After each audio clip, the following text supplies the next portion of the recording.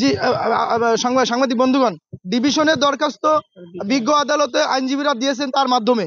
এখন ডিভিশনের এই আদেশটা বিজ্ঞ আদালত বলেছে জেল কোড অনুযায়ী হবে, সে কোন ক্যাটাগরিতে পড়ে কি না সেটা তো এটা আদালতের কাছে যে কোনো বাংলাদেশের নাগরিক চেতেই পারে। এখন এই দরখাস্ত মঞ্জুর হবে কি হবে না এটা তো বিজ্ঞ আদালত এবং মনে করেন জেল কোড অনুযায়ী জানে, এটুকুই, দ্যাটস অল।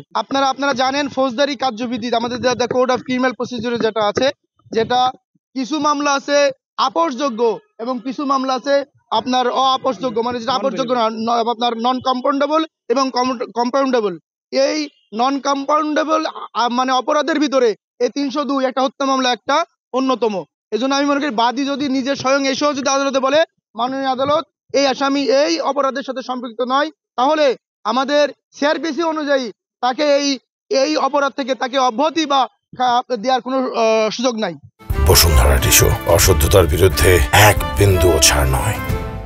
তারা বিজ্ঞ আদালত তারা তার দরখাস্ত আনতে এবং তারা আদালতকে মেনশন করে বললো মাননীয় আদালত তাকে যখন রিমান্ডে নেওয়া হয়েছে, রিমান্ডে নেওয়ার পরে তার পরিবারের সদস্য তার সঙ্গে কথা বলতে পারেনি, দেখা করতে পারেনি। বিজ্ঞ আদালতকে বললো যে আমরা তার সঙ্গে একটু দেখা করতে চাই। তারা অনেক সময়ের কথা বললো, কিন্তু বিজ্ঞ আদালত বললো যে আপনারা 15 মিনিট তার সঙ্গে দেখা করতে পারেন। আমি অ্যাডভোকেট কাইম হোসেন নয়ন, অ্যাসিস্ট্যান্ট পাবলিক প্রসিকিউটর।